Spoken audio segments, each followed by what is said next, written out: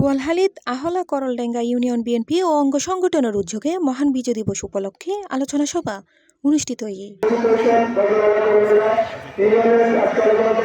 ডিসেম্বরের 19 তারিখ শুক্রবার বিয়েলে আহলা করলডেঙ্গা মাজার গেট এলাকাত আহলা করলডেঙ্গা ইউনিয়ন বিএনপির সাবেক ভারপ্রাপ্ত সভাপতি সুলেমান তালুকদার মেম্বারের সভাপতিতে প্রধান অতিথি আসিল চট্টগ্রাম দক্ষিণ জেলা বিএনপির যুগ্ম আহ্বায়ক আজিজুল হক চেয়ারম্যান ইউনিয়ন বিএনপির সাবেক সাধারণ সম্পাদক আবুল বশর চৌধুরীর সঞ্চালনায় আলোচনা সভাত বিশেষ অতিথি আসিল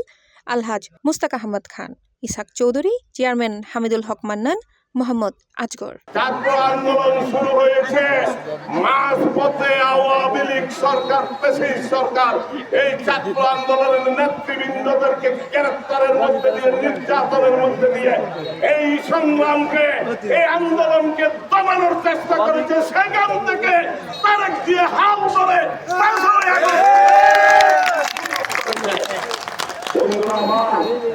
তারেক দিয়া যখন 5ই আগস্টের পর আমরা আশা করেছিলাম এই সরকার একটি সুষ্ঠু নির্বাচনের মধ্যে দিয়ে নির্বাচিত সরকারকে ক্ষমতা হস্তান্তর করবে, কিন্তু একটি গোষ্ঠী আমাদের ভূগোলে থেকে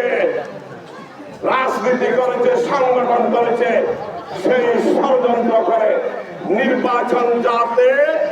বানচাল হয়, নির্বাচন যাতে বাংলাদেশে হয়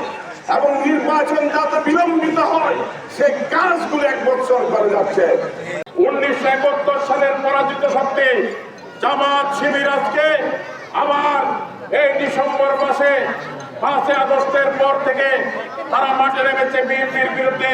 অন্যান্যের মধ্যে বক্তব্য রাখেন ইঞ্জিনিয়ার মোহাম্মদ ইকবাল, সরোয়ার আলমগীর, শফিকুল ইসলাম শাহিন, মহসিন চৌধুরী রানা, সাংবাদিক M A Mannan, Joynal Abedin Sikdar, Mohsin cocoon, Mohammad Lokman সহ দলীয় নেতাকর্মী হল।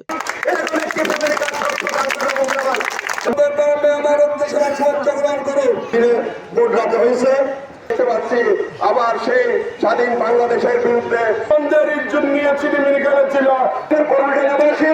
একটা দাবি আমি যতটুকু জানি, ডক্টর ভাইয়ের মার্কা কি জানিস মার্কা মনে করছিল এই দেশে নির্বাচন হবে। C plus TV, Chittagong.